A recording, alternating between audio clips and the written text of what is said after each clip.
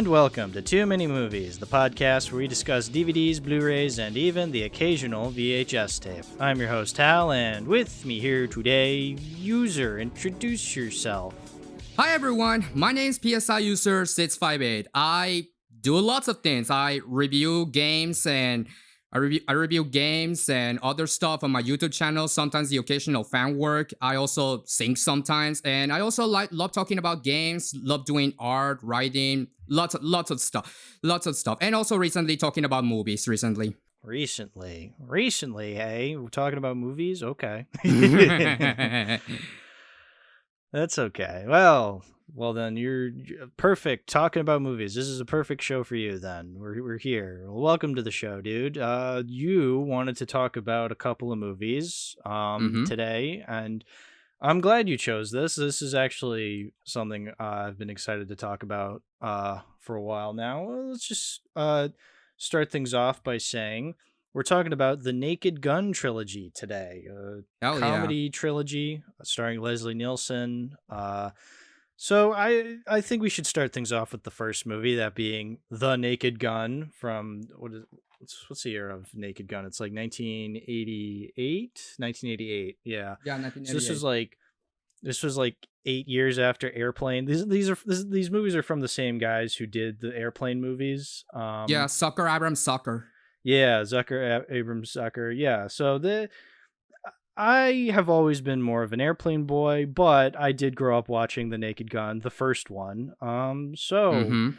What did you think of The Naked Gun from the Files of Police Squad? I still love this movie. Yeah. You see, back in the day in the past, I used to watch a lot of spoof films like Scary Movie, Airplane, Naked Gun. But then I for some reason I had a fascination about spoof films because there's something interesting about spoof films in regards to the reference humor as well as making jokes nonstop, but still telling like some of the most absurd films, but all in the name of comedy. Obviously, recent times, most of those spoof films that I watch, I consider them like trash recently, like scary movie, like for example, superhero movie and the Fredbird Seltzer movies. Those are horrible. I don't like them anymore. They're horrifying. I don't ever want to. But the spoof films that I still have a lot of love and respect for are Airplane, of course, and the Naked Gun trilogy. And revisiting Naked Gun in this time around. It was a great experience. I after many years, I still love laughing at especially at Naked Gun 1. It's just a piece of comedy, very very special to me. Leslie Nielsen is a treasure. Mr. Don't Call Me Shirley himself. He's fantastic with all the deadpan comedy delivery, right? Especially having all these actors who normally are known for dramatic roles, but they do all this stuff for slapstick comedy, and it works tremendously, honestly. Yeah. Well, it's interesting that you say like recent spoof films, and I'm like thinking like, when was the last official spoof movie that we got? Because I don't think you see them that much anymore. Because like I'm literally trying to think of like it's like a dead genre right now. It kind of is, yeah. I mean, I'm sure there's still comedy movies still being made, but like a lot of them are like, you know, standard mainstream Hollywood comedies. And then occasionally you get like the smaller stuff, but like, yeah, you don't really get spoof movies that much anymore. Or satire. Like, I guess maybe because, you know, things like the internet and YouTube and stuff like that really took off, where like people, like anybody can make a spoof. I mean, I guess it really cringes me to say this, but I think like the modern spoof would be stuff like How It Should Have Ended. And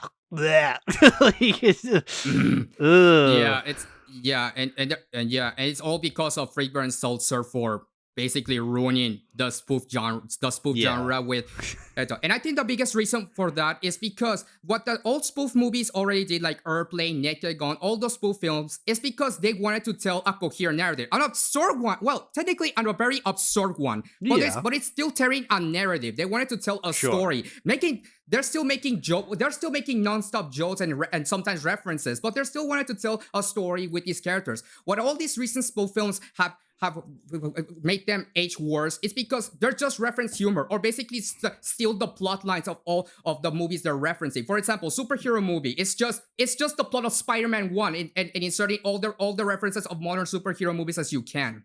Right, exactly. Yeah, so it's just not funny. Mm-hmm. Yeah, no, I guess that's true. It is just a dying art, which is a shame because yeah, something like The Naked Gun is really funny. Like this is definitely, yeah, I would not call this my favorite Zucker Brothers movie. I am Mm-hmm. more partial to Airplane, but that's a episode for a different day. For The Naked Gun Yeah. itself, I think what is so good about this is that, I mean, like the kind of detective mystery kind of movies kind of lends itself to these kinds of absurdist like jokes and stuff like that, because like Frank Drebin, who is Leslie Nielsen's character, is just such a goofball, but like in a way that only Leslie Nielsen could deliver it because he's so deadpan. Like Exactly. yeah, everything he says is just so funny because he's just saying it in the most like deadpan serious sort of way, and it just leads to just so many good jokes and so many good gags, I gotta say. Mm-hmm.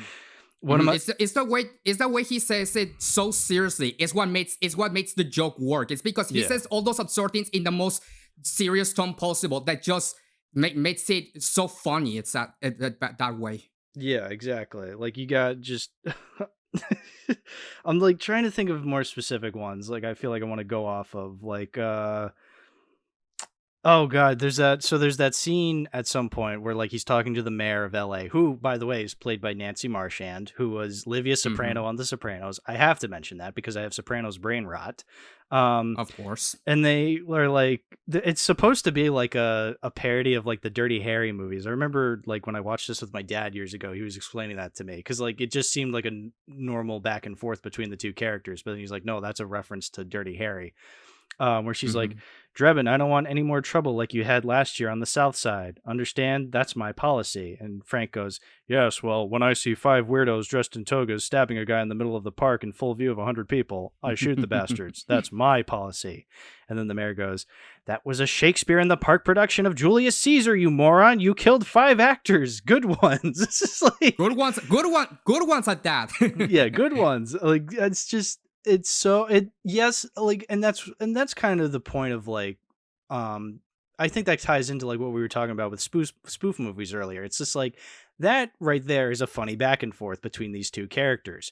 But as I said, my dad had pointed out that's a reference to Dirty Harry because it's a similar back and forth in the Dirty Harry movies. So like Mm. it's both a really funny scene, but it's also a really funny reference. But it works either way. Like I did not know it was supposed to be a reference when I first watched it, but the scene was still funny to me because it's like, oh haha, he killed 5 people like performing Shakespeare.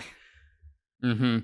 Yeah, it's that's one other thing about these movies, especially Naked Gun, and especially Airplane. This is a movie that is just worth rewatching a lot of times because sometimes a joke you can get, but other jokes you don't get. But once you rewatch them, you can understand their jokes and the references they do, and it just makes it a lot more funnier. Yeah, exactly. There's oh my god, the scene where he's like where he first meets Jane and she falls down the stairs. Mm-hmm. There's the opening. Let's talk about the opening, like specifically. Yeah. How like Yeah, it's just the Beirut scene. yeah, it's just a bunch of like, evil leaders meeting together.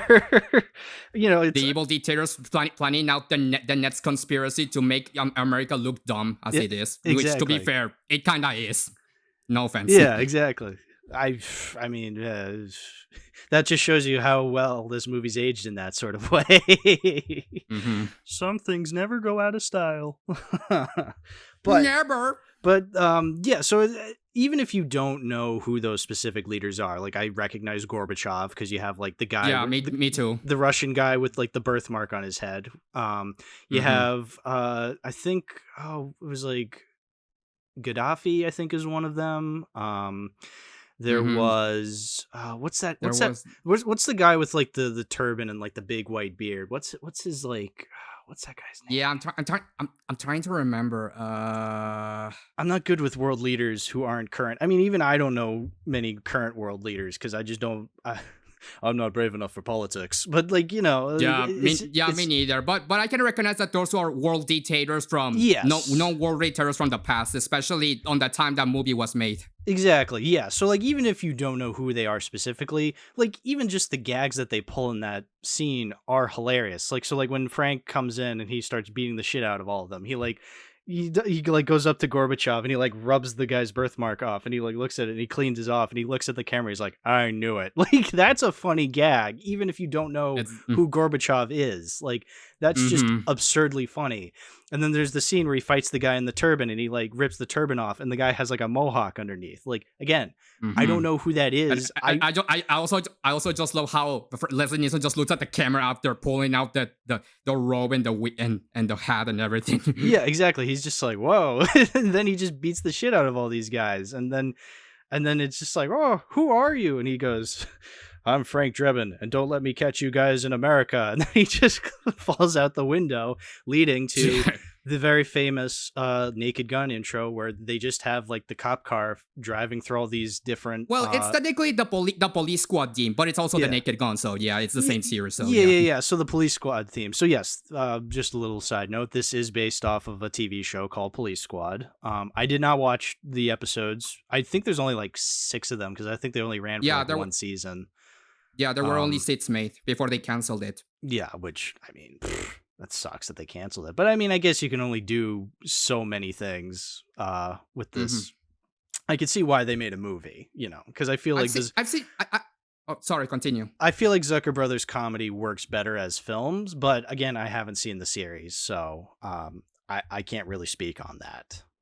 Yeah, I also haven't watched the series yet. I've seen some clips on YouTube, and I can say the jokes are very funny. Some of the gags are very... In fact, some of the jokes in the series are reused in these movies, actually. I mean, when you have gold, you gotta keep it. Like, you know? Like, yeah. But anyway, so to go into like the intro, like, you know, and all 3 of these movies use the similar intro where they have like the police car driving around in like these most random spots.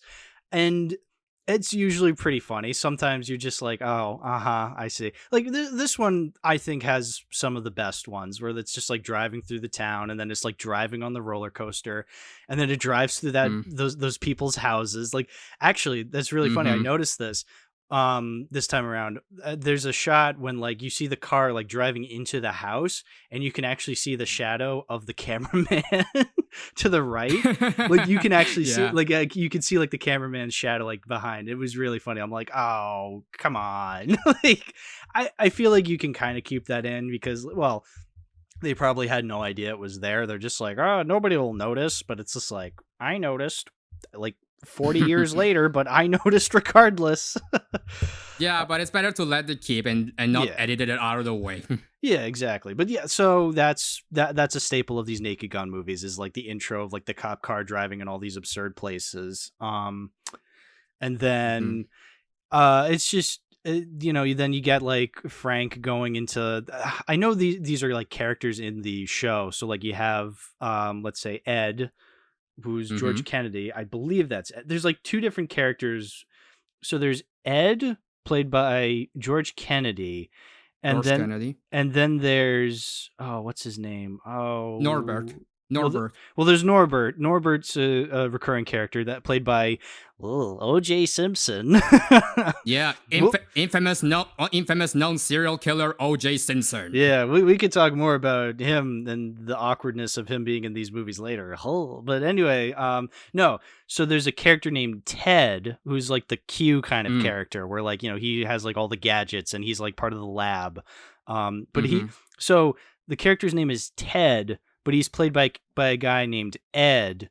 But there's a character named Ed in the movie, but he's played by George Kennedy. So it's just a little confusing. But yeah, so Ted in this movie is like the Q or like the lab guy. And I just love his assistant Al, who's like so tall that like his head's cut off on like the top of the screen. So like you never see his head. And I just love the scene where like Al brings in like some paperwork or something, and then like Frank is just like, Al, you got something on your face, and like he goes to like scratch it off, and he goes like, no, the other side, and he like scratches it off, and like an entire piece of banana falls off his head.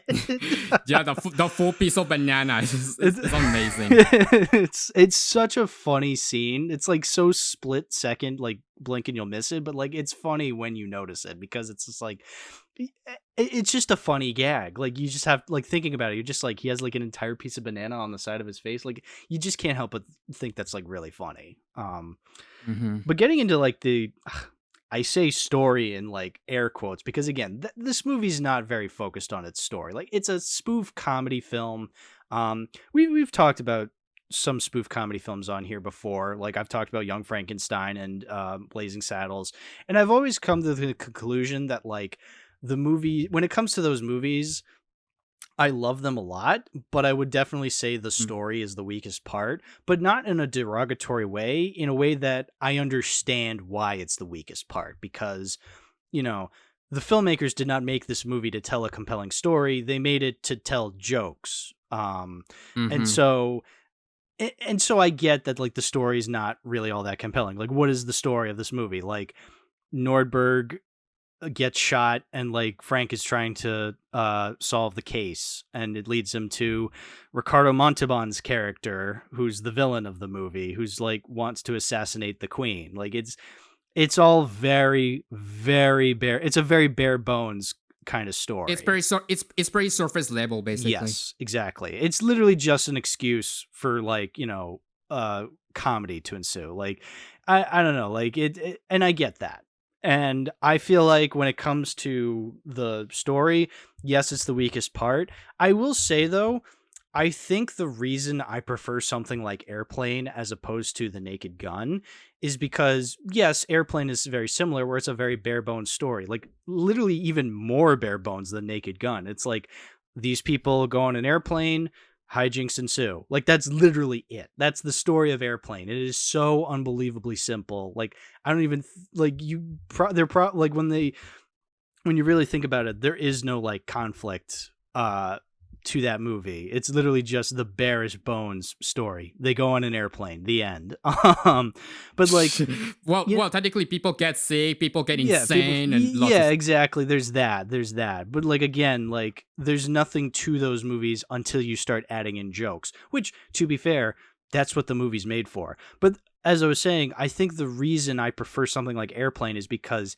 every scene there's a joke, there's a gag. The movie is never not telling a joke, and I feel like that's the same here, but I feel like it does try to have a little bit more of a story, because I don't know, it doesn't really want to be like Airplane, where every opportunity they have they tell a joke. They're you know what I'm trying to say? Like I feel like there is more of a story to this movie than there is to Airplane, you know? Yeah, and that's one of the story arcs in not only this movie but in the entire trilogy, and it's the relationship between Frank and Jane, Right? The romance. Yeah, exactly. Yeah, so let's talk about Jane, who I never realized was played by Priscilla Presley, like the wife of You Elvis. never knew? I never knew. You never knew? I did not know until this most recent time. I'm just like, I like looked at the Letterboxd cast list. I'm like, hamana, what? Presley? Priscilla Presley? Yep, former wife of American singer Elvis Presley. I'm like, wow, how random. Like, I did not know that for years, but now I know. And she's really funny in this movie. I gotta say, she works really well. As the super sappy love interest of Frank. Like she works for what she is, but she also has like moments of really funny comedy. I mean, it's like the classic femme fatale of all these crime movies and stuff. Yeah, exactly. Femme fatale, exactly. That's a good way. How she's like, hello, Mr. Drebin, and then she falls down the stairs. And then there's the scene where he's like, nice beaver, looking up her skirt, and she's like, thanks, I just had it stuffed. It's a taxidermy beaver. I still love that joke to this end. Yeah, it's so good. Like, I mean, that's basically what we're doing here, is just like praising the hell out of these jokes because they're really funny. God, what are some of your favorite jokes in this movie? I gotta ask. Some of my favorite jokes. Definitely the chase against the doctor assassin, where Frank has to chase him with the teen driving school teacher and the Oh my student. god, It's so, yes. I love that scene so much because it's just so I love the idea of like, yeah, Frank coming across the student driver, just like follow him, and like the teacher's just like, all right, now we're going to speed up. And he's just going along with it. Like that's funny.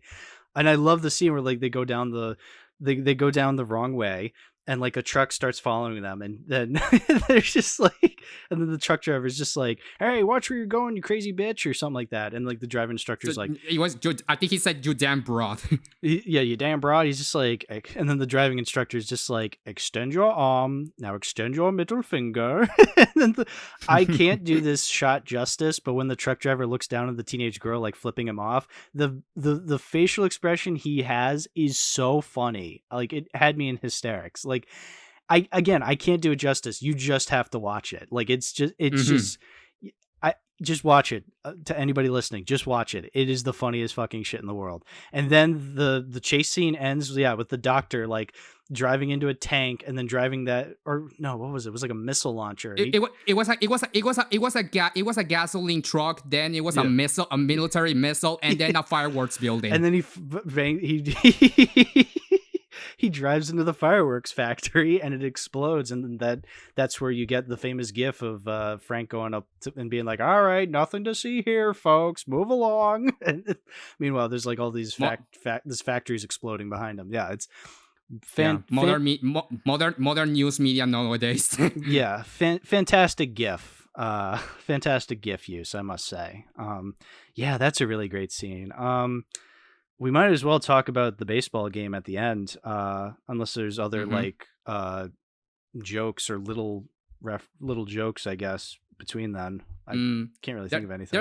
There's a one beginning scene where they're talking about the introduction of the Queen, and Frank's microphone doesn't work, and then doesn't work correctly, and then one of the people gives it to him, and you can definitely notice that the mic sounds too good for its own good, because you can hear the little snort sounds from Frank. So when he goes to the bathroom, the joke works perfectly when you hear him pee and having like an orgasm. It's just oh my god, it's just well executed. It's so exactly how he just forgets to take the microphone off and he's just taking a piss, and like it just goes on and on. Yeah, that's really funny. It's really juvenile, but it's funny. Like, let's be real. But yeah, so and also go ahead. Also, before we continue to the baseball game, who can forget the famous Weird Al Yankovic cameo at the beginning of the movie? Fuck, you're right. Yes, we have to talk about this movie's Weird Al Yankovic cameo. So at the beginning, Frank gets home from Beirut, because he was in Beirut for some reason. I don't remember. But I remember because he was there to beat up the bad guys. But it's just like, aren't you an American cop? What are you in Beirut for? But again, absurdist comedy. It doesn't matter. What matters is he gets off the plane and there's like all these people there. And he like all these news cameras are there, and he thinks it's for them. He's just like, oh, I'm sure you're here to hear the story. And he just starts talking to those microphones. And then George Kennedy's just like, oh, no, Frank, they're not here for you. Weird Al Yankovic was on the same plane as you. And it pans back up, and Weird Al Yankovic is on the plane with all these flowers and be like, oh, hi, how are you? And everyone's just like, yeah, woo. Which I think is a very offensive joke, because that seems like a lot of people cheering on Weird Al Yankovic, and yet not many people went and saw UHF. Suspicious. Suspicious. I just love how in this universe they treat Weird Al Yankovic like some kind of god celebrity. Yeah, well, he is, but anyway. Yeah. Well, true. Yeah, I don't mean to offend. That he's a really cool guy. Exactly. But yeah, so anyway, that's a great scene. But yeah, the baseball game, the climax of the movie where the main villain wants to assassinate the Queen of England. I mean, I guess we could mention, like, there is that scene, like, it's a very famous shot of like Frank like protecting the Queen from what he thinks is like the main villain like taking a musket to shoot her, but then it's a misunderstanding, so he just pounces on the Queen, and like they slide across this entire table. It's the famous shot of like Frank just like looking so shocked while he's like on top of Queen Elizabeth. Like it's a very iconic shot from this movie. Indeed. But yeah, so then they go to a baseball game, a Dodgers game, or was it an Angels game? I actually It don't. was an Angels game, I think. It was an Angels game, yeah, because they call them the California Angels. I think they're the Anaheim Angels now. I can't. They're always changing like sports teams. Like apparently the Raiders are back in Los Angeles, even though they were in, or were they in Oakland? I don't remember. Like I'm really bad. I used to be really good at keeping track of sports teams. I'm not anymore, clearly, but shows what I know. But anyway, so they're at an Angels game. And that's the scene where like Frank dresses up as Enrico Palazzo, the opera singer who is going to sing the national anthem, and everybody just buys it, and he just starts singing the national. He starts butchering the national anthem, and then he like, and that's when he becomes like the umpire, and like then he saves the Queen as the umpire, and then he like lifts up his head, and like Francis from Pee-wee's Big Adventure goes, "Hey, it's Enrico Palazzo." And they all start cheering for him, and like Enrico Palazzo, yes. Yeah, exactly. Like that's one of the most famous scenes in the movie is like Francis from Pee-wee's Big Adventure just going, "Hey, it's Enrico Palazzo." Oh god, such a classic scene. And then I mean that's the thing is like we could just be like praising the hell out of these jokes because there's a lot of really funny jokes. I love the I love the scene where like all the umpires are yelling at Frank and he like pulls out a gun because he notices the Queen's about to die and all the umpires go like, "Whoa, hey, okay, all right, he was safe, never mind." Yeah, and also that of all baseball players, the hypnotized serial killer is Reggie Jackson for some reason. Yeah, Reggie Jackson, like, and he's really funny because he's just like, "I must kill the Queen," as he's moving like a robot. I also saw the original trailer for the movie. I love how they say and Reggie Jackson in his first dramatic role. And it's just, oh my god, that's so funny. Oh, do they? That's funny. Even though he's in the movie for like 30 seconds, and a random lady from the audience just falls on him. That's fun. Yeah, the random fat lady just falls on him. Oh, that's beautiful. Beautiful movie. It ends with Ricardo Montalban getting smushed into the pavement, and he dies. It's like probably my second favorite villain dead of this entire trilogy. Yeah. I love Ricardo Montalban. I mean, I'm more of a fan of him in like say Star Trek 2, or he was in Spy Kids for all you youngins out there. He was the grandpa in Spy Kids. I guess that's where most people would know him from. Yeah. Or Star Trek, either or. Like, yeah, who can forget Khan? Yeah, Khan. Love Khan. Not in Star Trek Into Darkness, but it's a discussion for another time. Anyway. But he's a lot of fun because he's just like this super serious guy, and I love his accent. And yeah, I just love his death, how he just like falls over and like he gets run over by a bus, run over by a steamroller, and then run over by a bunch of like a marching band. Like it's so funny. It's so absurdist and so funny, and it just, I mean, that's all I can really say about the movie. It's so funny, you know? Yeah. Can I mention another one of my favorite scenes of many series of jokes? There's the scene, of course, when Frank invades the villain's office, and there's so many funny jokes. Like for example, he's looking at the drawers, and then he pulls one and he says bingo, and it's just a bingo card. That always cracked me up, especially when I was younger. Me always cracked myself up every time with that joke. Yeah, no, that's a good joke. The bingo card. It's super simple. That's the thing with this movie and a lot of these Zucker Brother movies is that like sometimes the jokes are so obvious, but like you still laugh because, you know, they still do them in such interesting and funny ways, you know? Like I feel like if any of us written this, we would have written the bingo joke, but like even still, you still got to appreciate it because it's such a funny joke. Most of these jokes still. Yeah, most of these jokes still hold up to this day, and that's what makes this movie really special as a comedy classic. I agree. So is there anything else you want to mention about this movie? I mean, really not much. It's a really funny movie, very entertaining. Some jokes land more so than others. Sometimes it gets a little sappy, and I feel like that's part of the joke, but at the same time, I feel like the joke goes like, for example, like at the very end where like Jane, Priscilla Presley's character, like gets hypnotized because because Ricardo Montalban has that device that he presses the button, and that's how he hypnotizes people to carry out his deeds. And like as he's like flattened, like the marching band's like marching over his button that he uses, and then they step on the button, and that activates Jane's hypnosis. Yeah, and then she's like, I must kill Frank, and then like they spend like 3 to 5 minutes of Frank just being like, honey, I love you, and it's just like it's super sappy, but like I'm sure in a way that was supposed to be intentionally like super sappy and funny, but like I feel like it just goes on a little too long, Mm-hmm. Maybe that's the ways that scene is paced is because they also had to take all the shots for all the baseball players who are fighting, and all the audience members fighting to see the scene playing out, so they can resolve and resolve their conflict peacefully and all that.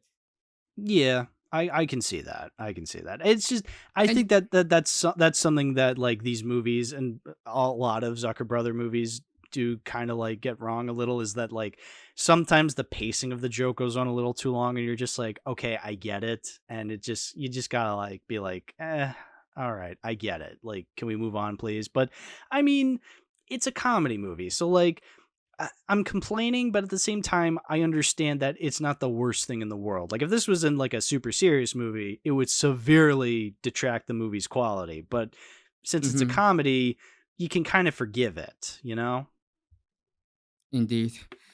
I write my Letterboxd review of the first movie saying that I cannot admit that the romance between Frank and Jane is super cheesy and sappy and all, but I can forgive it because it's part of the charm of the movie. It's not a movie that you're supposed to take seriously, obviously, because it's a comedy film. You're just supposed to engage with the absurdism of all the scenarios that is going on, and I think that's what makes it work. Sure, yeah, I can get that.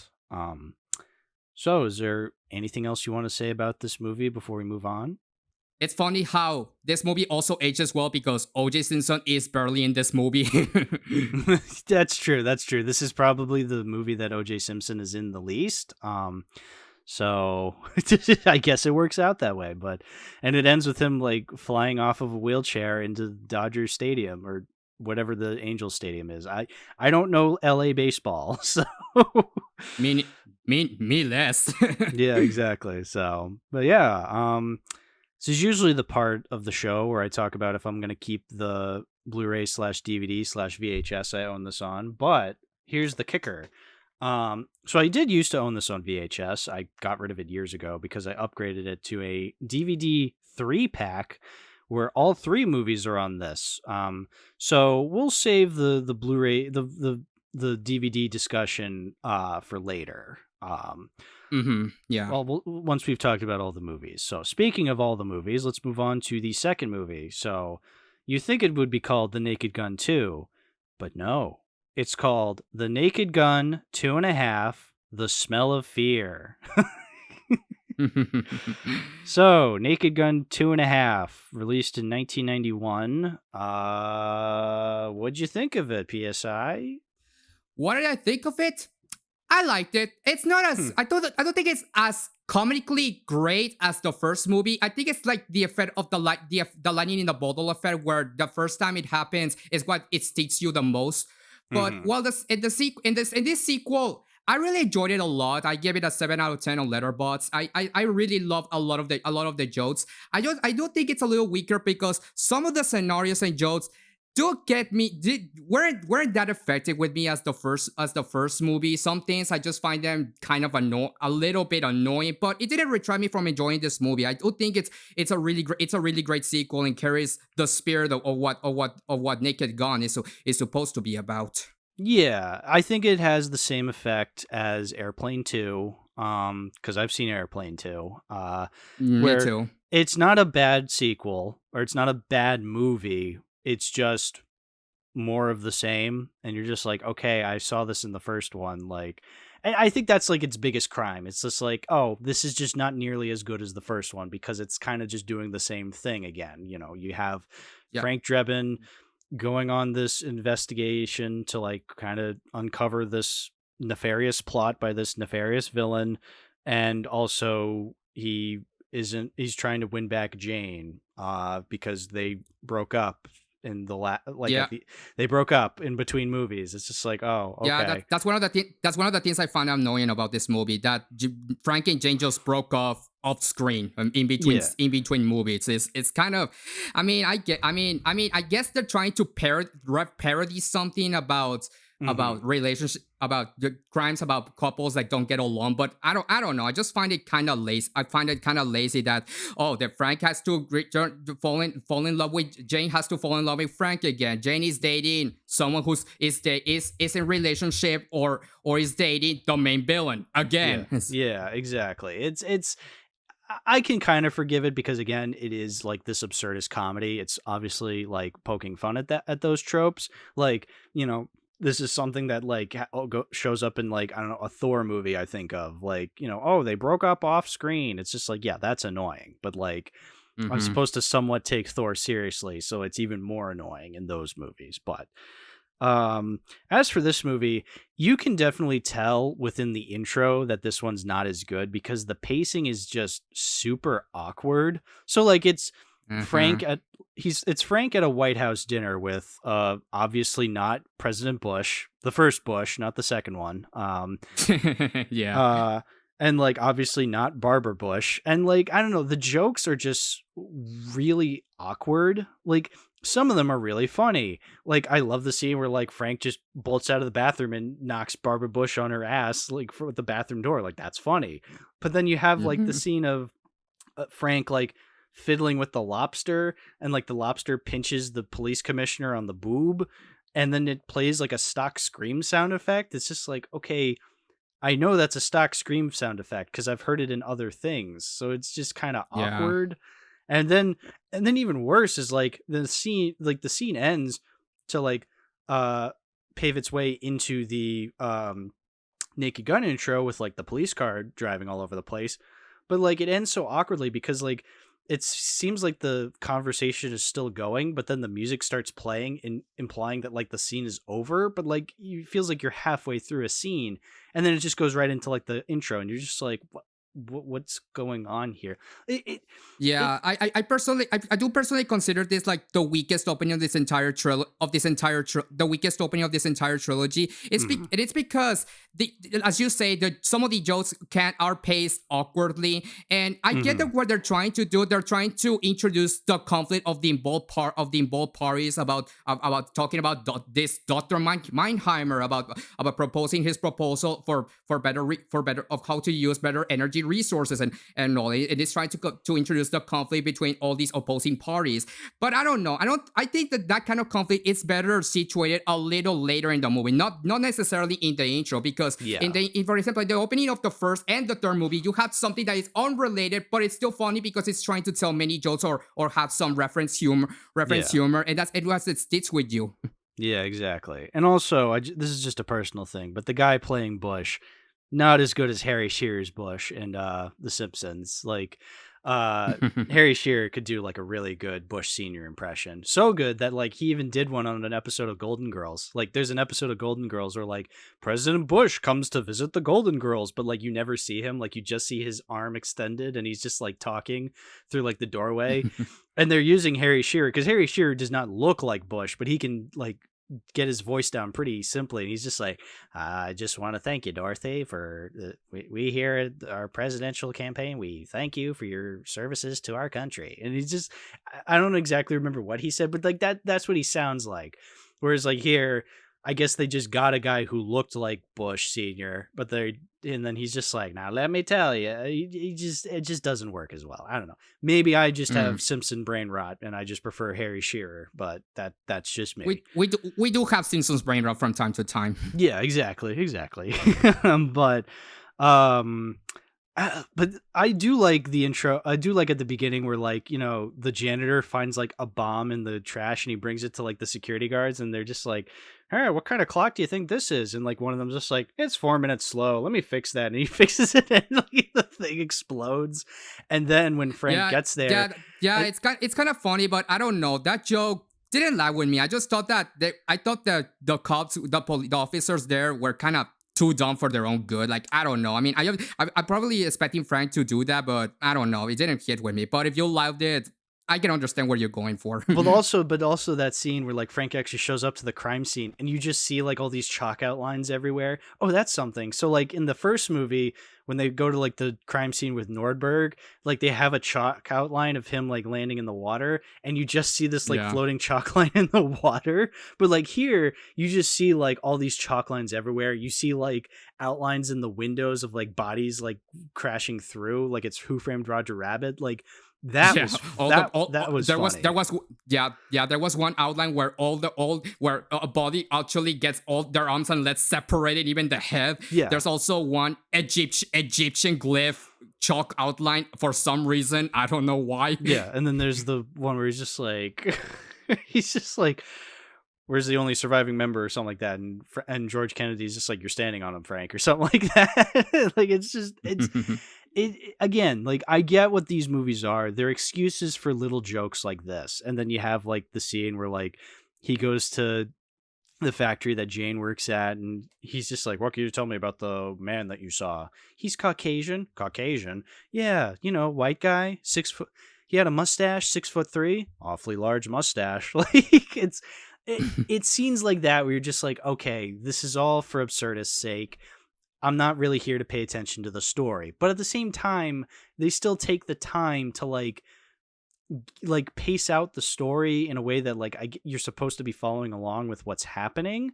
Like it's like the movie wants both things, but it doesn't know how to balance those sort of things. And I mean, it was fine in the first one, but when it's doing the exact same thing here, you start to get a little tired of it all, Yeah. But still, you have that scene where like the dog gets hooked on the rope, and like Frank's trying to climb up. That's because like I thought the joke, I hadn't seen this movie in years, so I thought the joke was like, oh, he's gonna like launch the dog. He's gonna like launch the dog and it's gonna like fall over, but no, like he just brings the dog up with him, and then they just and then the dog chases him on the roof, chasing down by the roof. Yeah, that's a good subversion of that scene. Like, or maybe it wasn't a subversion. It was just genuinely funny. I found it. Trying to think. I also love that before that he was actually swimming in sewer drainage, and it's just oh god. Yeah, exactly. He's just like, ugh. I did like some of the Washington jokes, like how you just have like the scenes where like there's that scene where like it's like after he crashed a tank into like the zoo, and like animals are like running amok around the city, and like the commissioner finds them, and she's just like, because of you there's a bunch of baboons running around DC, and he's just like, well, isn't that the fault of the voters? It's just like, all right, that's an ageless joke. Like that'll be timeless. And to hit the coffin, you cannot. And to hit the nail on the coffin, you can actually hit a but. Yeah, exactly. So it's just like, ha ha. Some things never truly go out of style. One of my favorite jokes actually was like, like the whole movie's building up Meinheimer and his like address to Bush about about his findings about the energy crisis. And like it keeps hyping it up, like, oh, if he doesn't actually, get his speech, if he tells his speech, like, they're gonna get the Meinheimer doppelganger to like give him the wrong information. Like that's a big thing. But then like they get the real Meinheimer to explain, make his points, and like as like Frank is like battling with the villain, it cuts back to Meinheimer like delivering his speech, and everybody in the whole room is just falling asleep because it's so boring. And I just think that's really funny because it's just like because it would be really boring, because like what he's like giving this speech of like all this energy, all this research and energy findings, and it's just so boring. Like there's that one guy who's just asleep. He's straight up like making a C shape with his body because he's like leaning on the table. Like that's so funny to me. Yeah. There's also one man like that he's blowing a feather while he's sleeping. He's blowing the feather. Like, it's so funny. Yeah, I'm just trying to think. I think again, this is just like the first movie. It's just like, oh, we could just go on and on about like all the jokes that we found really funny in this movie. I don't know. Do you have any others? Because I'm struggling to think of any off the top of my head. We could talk about the Weird Al Yankovic cameo in this movie. So, all right, well, let's continue the Weird Al Yankovic discussion. So, in the first movie, Weird Al Yankovic played himself, but then he shows up in this movie as a guy in the police station. He just he has everybody like hostage, and he's just like, you pigs, say your prayers, and then Frank walks in totally hits him with the door, and then he's just apprehended. That's funny. Yeah. And then they're just like, good, nice work, Frank. And Frank is like, huh? Yeah, huh? What happened? Yeah, that's so classic. Yeah, no, that's again so many good gags, so many a lot of the gags do sometimes go on, and it's just like, oh, haha, it's funny, but some of them do land. There's I think there was an ET reference when the fake Mannheimer gets his wheelchair out of control, and then he jumps from the balcony, and you can see flying on the moon like ET style. Yeah, there was that. There was yeah, that was pretty funny, actually. Let's talk about Robert Goulet, the villain of the movie who plays Quentin Habsburg. I've never really seen Robert Goulet as an actor, but then I look at all the movies he's been in. He's been in some really big movies. Like, he was in Beetlejuice and Scrooged and Naked Gun 2.5. It's just like, oh, I guess he is also an actor. He can be considered an actor. Because well, first of all, I know Robert Goulet. To bring up The Simpsons brain rot again, he's in that episode where they get the casino in Springfield, and Bart makes his own casino, and he hijacks Robert Goulet and brings him to his own casino. I love that scene where he's just like, are you sure about this? Maybe I should call my manager. Your manager told you to shut up. Vera said that? Oh my god. Such a good episode. I highly recommend Springfield, with the dollar sign replacing the S. That's how you can tell that's the episode called Springfield. Yeah. The Burns Casino episode. Just such a classic episode. I love it so much. But anyway, Robert Goulet, he's really funny. He just has this presence to him where he's just like, I'm a super serious villain here, but I can smooth talk my way out of things. But he has one of the best. No, you go ahead. You continue. Okay, I was just gonna say, he's just really funny. Okay. Yeah. Some of his jokes, the delivery, I just love some of his jokes involving him. Like, for example, in where he's with all the evil parties of energy resources, where he's talking about all the alternative resources, and then he's got an electric car, and he shows it like a game show award. Yeah. That's so funny. Yeah. And then he's just like, this is this person, this is this person, and these are people from out of town. Oh yeah, they're staying for the weekend. Yeah, these are. Let me present you the Redmonds. Yeah. We can guess from out of town. Oh my god, I love that joke. Yeah, and then he also has. You said Ricardo Montalban was your second favorite villain death. Was Robert Goulet the first, or are you talking about the third movie being the best? No, this is my favorite because let me describe it. So Frank is finding Habsburg. So he has him on the nail. He has him on the window. He wants him the aborco, but then Ed just pushes him out before he can say anything. You think he's about to die from all that high altitude, but then he falls on the roof of the building entrance, and you think, oh, he's safe now. But then a lion just comes out of nowhere and shreds him to until he dies, and that's so funny because you can remember the scene where Frank destroyed the zoo wall and all the animals escaped, and you can see the payoff of that joke with the lion killing Habsburg. It's just amazing. It's just great foreshadowing. Yeah, no, that's a great scene about him just fall. I love that scene, how he just falls a great height and just gets up like it's nothing. It reminds me of the scene in Freaked when the little boy flies out the airplane and he lands in a field and he's just fine. That. Oh, Freaked. That's a good movie, but again, episode for another time. But yeah, no, I love that scene of Habsburg just falling and then getting eaten by the lion.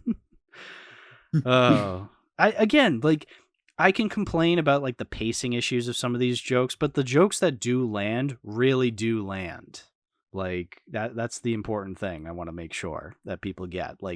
I still highly recommend this movie because it does have some really funny moments to it.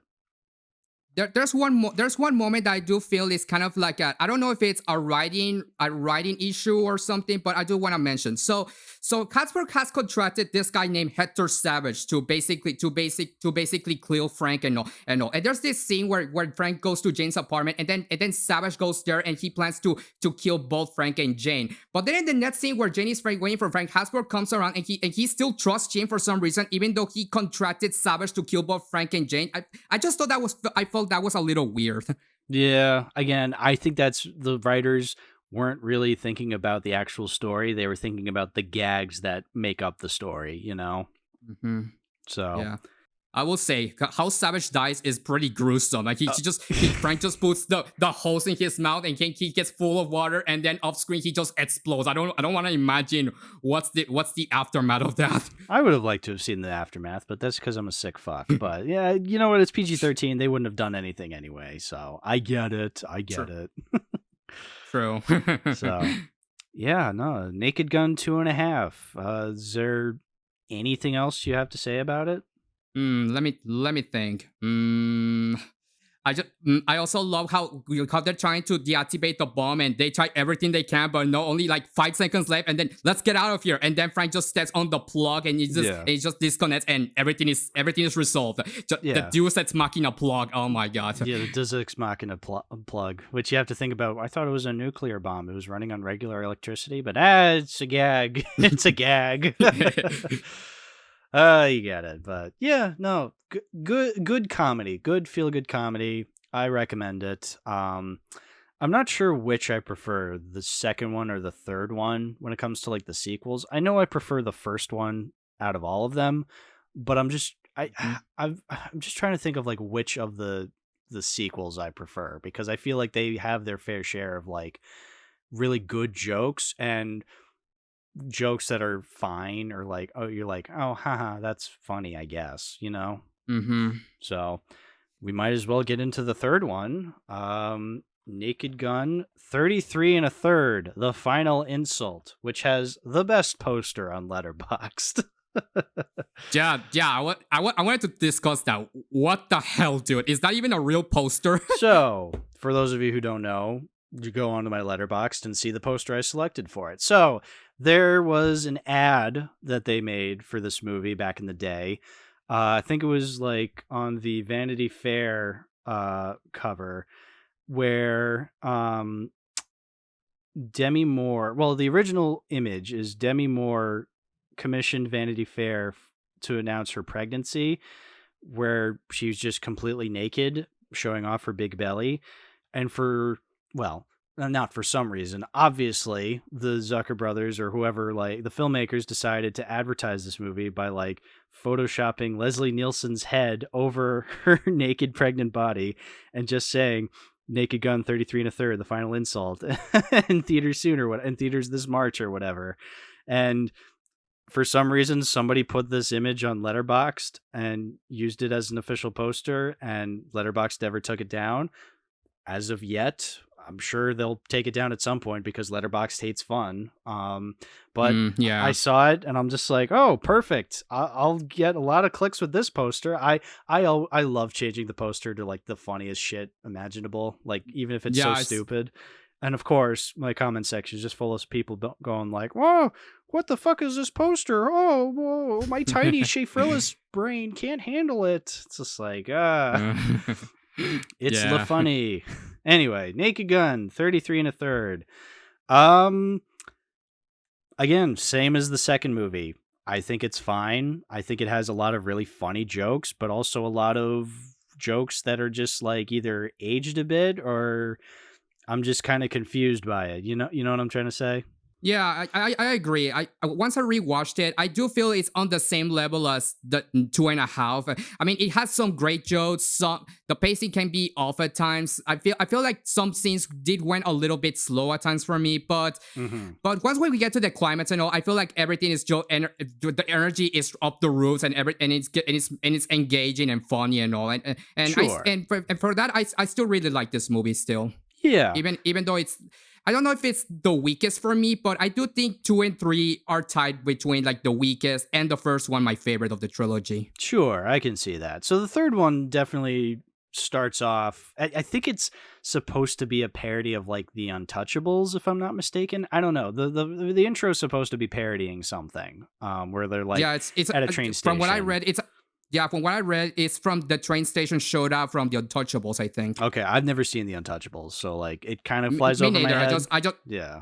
Yeah, me neither, but I just read the reference, so I just wanted to mention it. So for anyone who gets it or something. Yeah, so it's a scene, and then like, you know, then it's all a dream because Frank is just like, oh, I was surrounded by crime, but I couldn't stop any of it. And it's just like, oh, but you're retired. And then they fly out the window because they like press the button and they just like fly out the window from their bed. And then it goes into the usual cop car flying, like just driving through random places.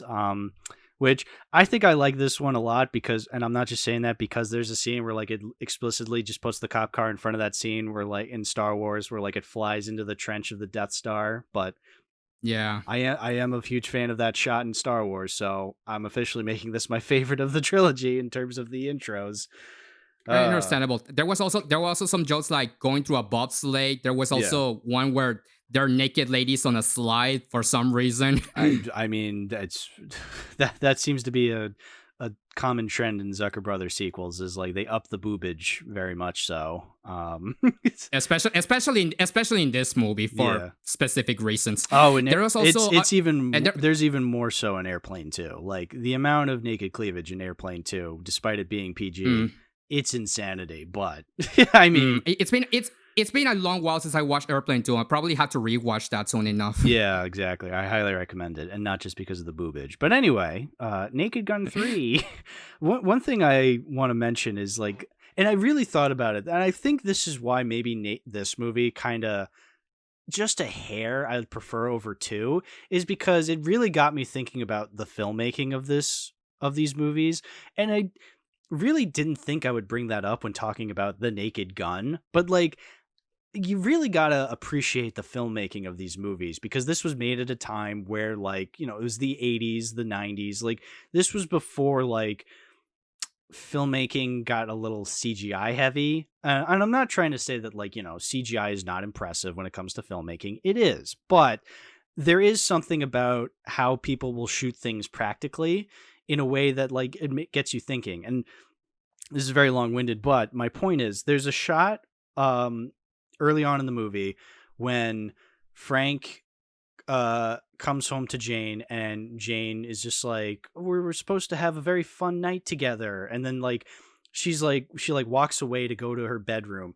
It's the shot. So the shot is Jane walks into the bedroom, slams the door, immediately opens up, and she's in a different costume with like suitcases and whatnot, like, you know, implying that like she packed really fast and she's like leaving Frank.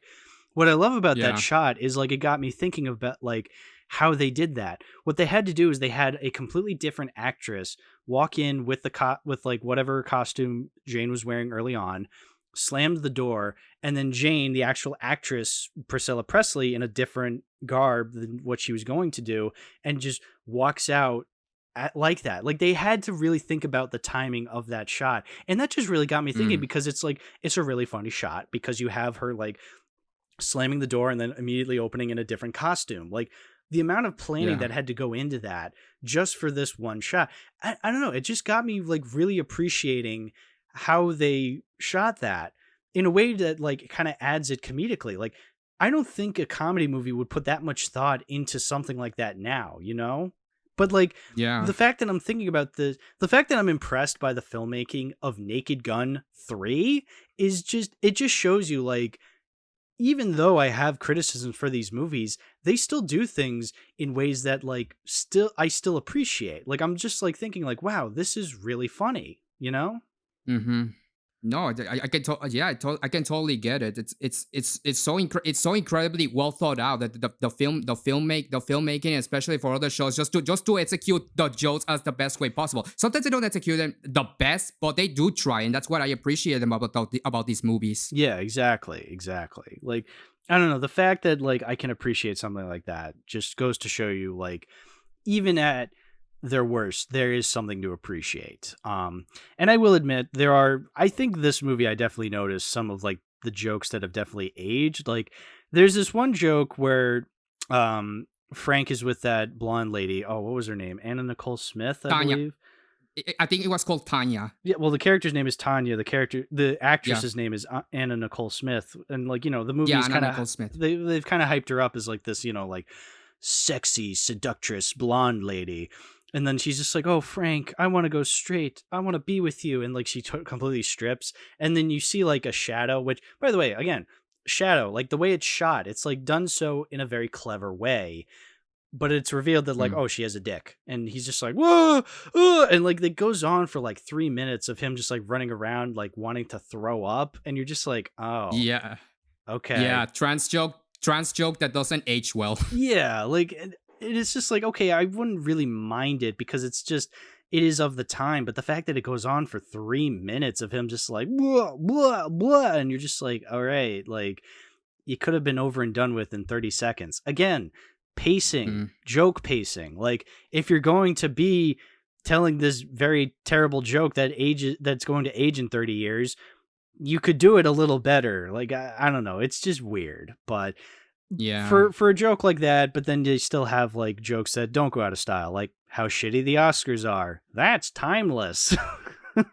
Hell yeah. But to be honest, that's probably one of the most entertaining Oscar ceremonies of all time. And it's not even real. Oh, that's because that, after yeah, that's the embarrassing thing. They were trying to be purposely embarrassing, and yet that Oscar ceremony in the movie was not as embarrassing as the actual embarrassing Oscars ceremonies we've gotten over the years. Like, oh man, they're not even close to being as embarrassing. mm-hmm. But I mean that's a great scene where like they're just parodying I love like the joke where like so they set up that like the best picture, they're like, oh, all these best picture winners were all box office hits except for one, and then that's when Leslie Nielsen like gets the envelope to see if like one of them is like the bomb that like is supposed to go off and explode during the Oscars, and he like pulls it out and he's like, Mm-hmm. it's the bomb, and like everybody starts clapping because they think, oh, it's the movie that wasn't a box office success that won the Oscar. Yeah, I was about to mention that during this discussion. That's probably my favorite wordplay of this entire of this movie, or probably the entire trilogy, but this movie specifically. It's just such a clever way of setting up the joke, especially with the ceremony of the Best Picture ceremony, and as well as combining it with the conflict and the scenario that's going on in the movie. They marry each other perfectly. It just says a well executed joke that it's gonna last for eons, at least for me, at least. No, it's aged beautifully, and it's funnier than anything that has ever been actually at the Oscars. So there you go. Mm-hmm. But it leads. There's also that Oscar scene where like that's like the very famous clip of like everybody like face palming. Like you see that in GIF form a lot. Like that's a classic shot. Yep, the triple facepalm meme. Yeah, that beautiful. Yeah, so good, so funny, so easily usable in any situation. And then just like, I feel like there's another thing I wanted to bring up. Oh, Arlie Ermy shows up in this movie for some reason. Like there's that scene when Frank is at the state prison and one of the guards approaches him and it's Arlie Ermy for some reason. And it's just like, oh, yeah, you're in this movie. That's the thing about these movies. Sometimes the most random celebrities will just show up. And I mean, I get it because you have that scene later on at the Oscars. So you're going to have random celebrities show up. That makes sense. Like, fucking Raquel Welch and James Earl Jones and Olympia Dukakis.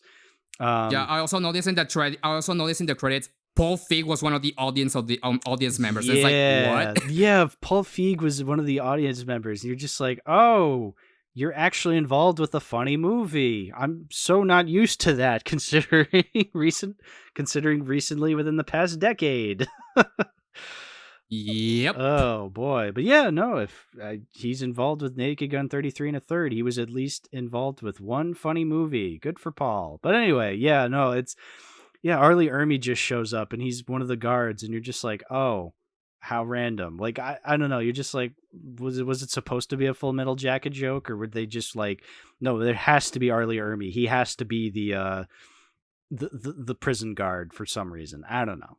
I'm sure I'm overthinking this. I just found it weird that he showed up and like they just didn't make it a big deal. I did like the one joke Yeah. where like the black guy's just like, "This place changes you, man." He's like, "How so? I used to be white." That's what. Yeah, that's so. Oh my god. There was also that joke where Frank and Jane they're trying to contact police squad and they see like a bunch of taxis and it's like okay, please, we need your phone, and they're of different ethnicities and they're saying their own language and there was one I don't remember, there was one Jamaican guy and then there goes to a third he's a black guy from a different ethnicity and they go never mind and they go away and he speaks in English. Yeah. I wonder what the devil he wanted. I Oh my wonder what gosh. the devil they wanted. Yeah. It's like one of those such absurdist jokes that like you really, it's so funny that like, or it's just so out of left field that like you can't help but laugh because you're just like, what? Like I love comedy like that. Like it sometimes, even if it doesn't make any sense, if it's so absurd and it makes you like laugh out of a defense mechanism, I think that's funny. Like especially the villain death is so absurd. Like, so the villain is Rocco, who's like this terrorist. Mhm.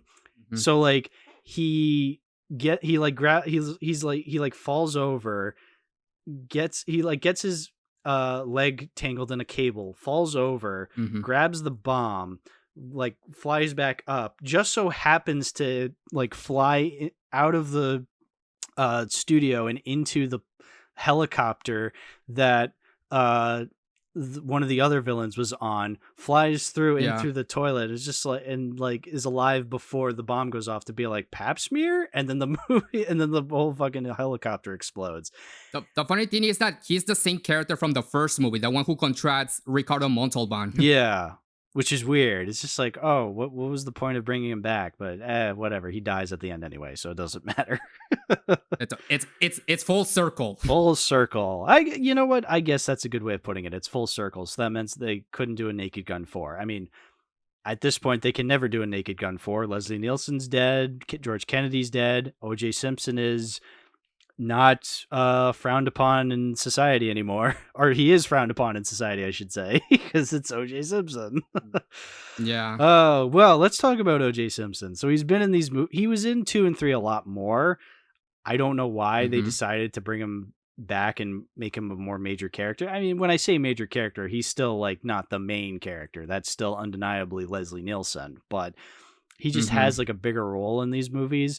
And again, this movie came out in March of 1994. So just barely Yeah. making it before the whole murder debacle. So like I guess this movie kind of, you know, I just can imagine like this movie coming out later and just absolutely just ruining its chances of ever like being a success in any way if it came out any Yeah. later than March of 1994. Yeah, the movie and the murder event was 3 months apart, right? Or how much was it? Oh, I couldn't tell you. I am not an expert in this because again, the whole O.J. Simpson murder trial predates me by like a couple of years. So like I Mhm. did not grow up with O.J. Simpson, so like I have no idea like what actually happened and like how it goes. I'd have to like watch a documentary or actually do some research because I am like very ignorant when it comes to this topic. All I know is that we don't like O.J. Simpson anymore. Yep. So, Oh boy. but anyway, yeah, Naked Gun 33 and a third. Is there anything else you have to say about this movie? There was also some jokes I noticed in this one. I was taking notes, and during the Oscar ceremony, they were talking about I don't know if it was Best Actress or something, but they start saying all the actresses and they each one I haven't noted it. For example, they says woman's ordeal to beat bulimia on the background of the Donner Party crossing, and Yeah. then they say and then another one of another actress in a movie about a woman's triumph over a yeast infection set against the tragic Buffalo Bills season of '91. It's the joke apparently is like they're talking about these movies about normal woman situations on the background of a historical event, and it's like what? Well, I mean that's a very timeless joke too because this predates Titanic, like a movie about a romance set on the backdrop of the Titanic going down. Like, yeah, like that's a very big cliche, I guess, is like, kind of viewing a historical dramatic like a historical occurrence, but like,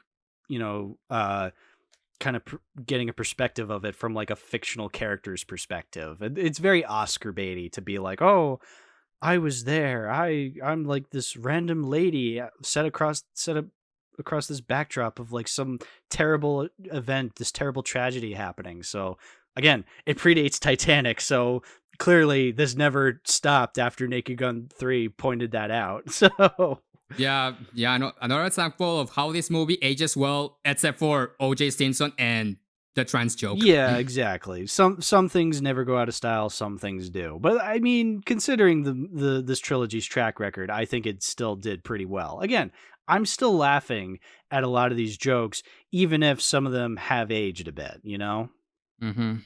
So I gotta be honest, I will legitimately watch that Mother Teresa musical they teased in that movie. Oh, that was so funny how she's like singing about food, like amongst all these like dying African children. It was just, it's so absurdly hilarious and silly. Yeah, no, it was such a classic Zucker Brothers edginess. Absolutely. And they also mentioned Steven Spielberg's geriatric park, and I think I remember that The Simpsons actually used that joke. So The Simpsons stole that joke. Those bastards. Yeah. I mean, I guess they had to because like it was '94, so like Jurassic Park was on everybody's mind, and they're just like, oh, Spielberg joke. Let's do it. Geriatric Park, not as funny as Chicken Park, unfortunately. I still need to watch that. Oh, you haven't watched Chicken Park? You need to be initiated. Chicken Park is so funny. Yeah, maybe I will soon enough. Yeah, love Chicken Park. Shout out to Chicken Park. Funnier than all the Naked Guns. Well, maybe. I don't know anymore. Maybe. But yeah, anything else we want to say about any of the Naked Guns before we get into talking about this DVD I own it on? You almost forgot the Weird Al Yankovic cameo in this one. I keep forgetting about the Weird Al jokes. Anyway, yes, Weird Al shows up in this movie too, kind of bringing it around full circle. He shows up in all 3 Naked Gun movies, whereas here he goes back to playing himself again because he's at the Oscars with Vanna White. Again, a cruel joke because UHF was not a huge hit. It could have won all the Oscars, but the Academy is a bunch of hacks. So those hacks. This was the only way Weird Al Yankovic could go to the Oscars because they didn't even nominate Daniel Radcliffe for Best Actor in Weird the Al Yankovic Story. So clearly, Weird Al was not meant for Hollywood, which I think was all for the best. Yeah, Hollywood doesn't deserve him. No, they don't. So yeah, I can't believe I kept forgetting every single time. I kept forgetting to bring up the Weird Al scene, but. I mean, there's just so much to these movies that like there's just so much to bring up. I couldn't possibly remember everything. Yeah, I want to mention some jokes. There was also that one point that when they find it when Frank and Jane are looking for the envelopes, and they're like, I didn't realize there were many that categories. And James mentions they added 75 new categories, and I was thinking, I really wish the Academy Awards were that respectful to give that many categories. Yeah, no, it's total. Well, if anything, they would take away categories. That's what the Academy would do nowadays, if anything. Which they wanted to when they wanted to take away cinematography and editing for commercials, or they were going to announce the winners for cinematography and editing during commercials because how important are cinematography and editing to movies? I mean, come on. I still can't believe they took out editing on that one Oscars award ceremony. After experiencing how editing works, it just makes me pissed, That's why I will never take the Oscars seriously. I don't care who wins or who deserves to win. It is all bullshit. It doesn't mean anything. Indeed. I also love the director character, the Oscars director. Like he's going insane about all the hijinks Frank does. He's getting the stress and all. And I love how at the end when Rocco hijacks the ceremony and kidnaps Jenny, he's like, screw the commercials. We're sticking to this. And I love how he's recording everything about Jane's confession. And he's like, who said I couldn't do drama? Yeah. Oh my god. This could be my best work. Yeah, that was funny. I love that. And I also just want to mention the ending scene when Frank is about to receive his baby, Frank Drebin Jr., and then when he's with Norbert, and then they receive the baby, and it's a black baby, and then Norberg. Yeah. And then he chases down and then Frank, it's a boy. I know. Yeah. I wanted to imagine that Frank probably killed Norberg, aka O.J. Simpson there, and the Naked Gun universe has been saved. Yeah, that's how the Naked Gun universe ends, is Frank Drebin chasing Nordberg. Oh lordy. Yeah. What a trilogy of movies, I must say. Yeah, what an interesting journey this was, rewatching these movies. I used to watch these movies a lot as a kid. As a kid, I even had them on my iPad, and I rewatched them whenever I go to travel and everything. I still remember when I was in London, and I used to watch Naked Gun 1 and 2 a lot when back then. It was an interesting journey, I gotta say. That's interesting because I definitely only watched the first one like as a kid because we had it on VHS. I did not know there were sequels to it until like I think like one day I was on Tubi and like I found them on Tubi. I'm just like, oh, there's 2 other Naked Gun movies. So like I watched the first one and then I watched the second and third one as well. And I was like, oh, I didn't know these existed. And then when I wanted to upgrade the VHS to a DVD, I looked on Amazon and I found the Naked Gun trilogy on DVD. So can I talk about that for a little bit?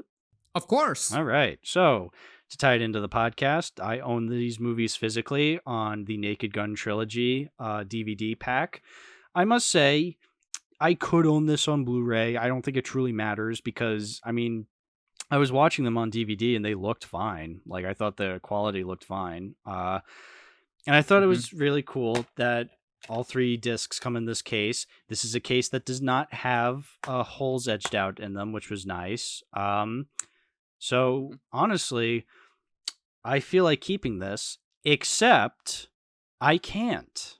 And you want to know why? This actually ties into what I was saying in physical media discussion earlier.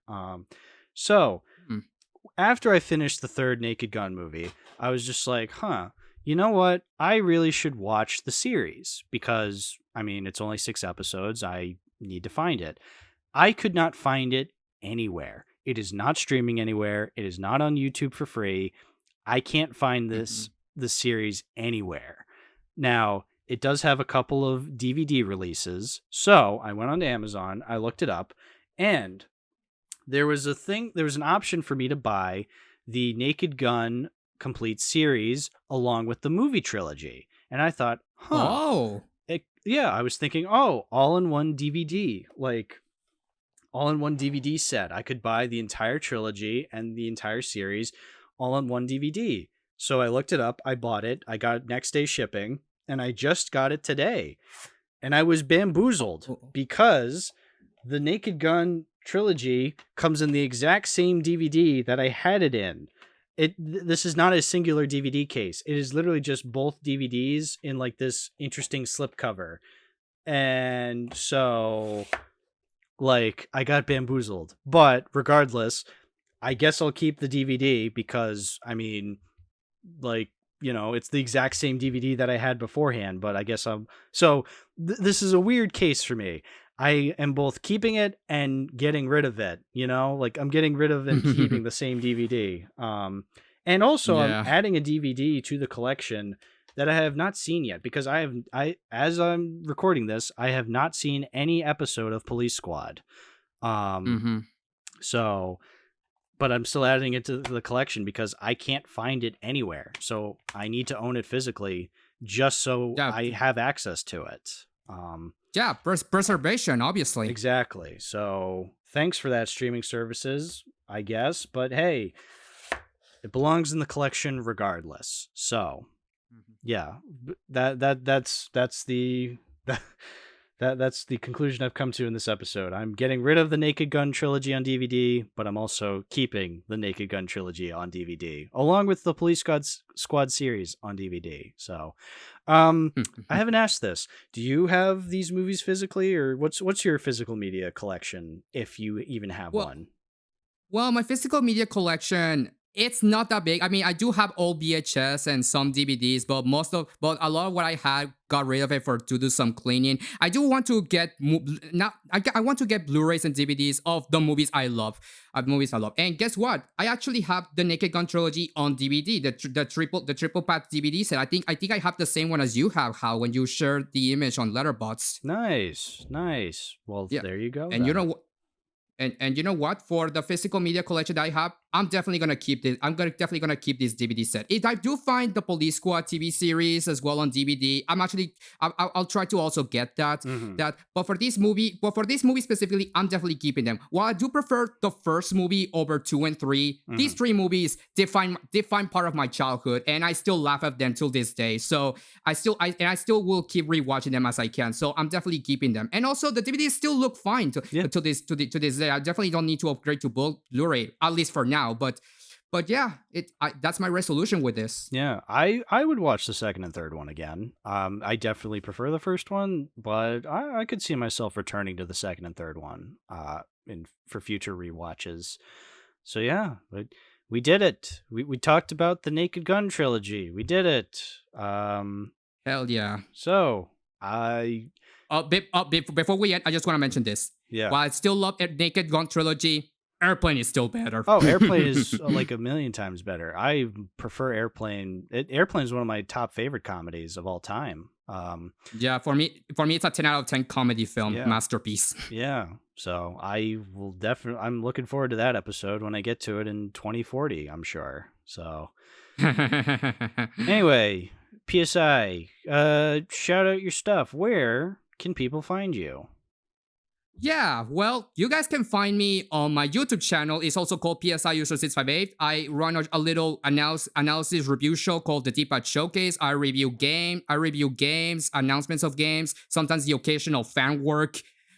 But also, I think I might probably start talking about making movie review videos soon enough because now that I'm getting back to the movie grooving, I'm actually starting to appreciate more about the art of filmmaking, and I want to keep talking about them more. So look forward to that, I guess. You can also follow me on Twitter. I post random comments, whatever I like to talk about or think about. I also share art sometimes. You can also follow me on Letterboxd, also by PSIUser658. I also forgot. My Twitter handle is true PSIUser658. So if you're interested in following me on my socials, well, there you go. Yeah, your links will be in the description for sure.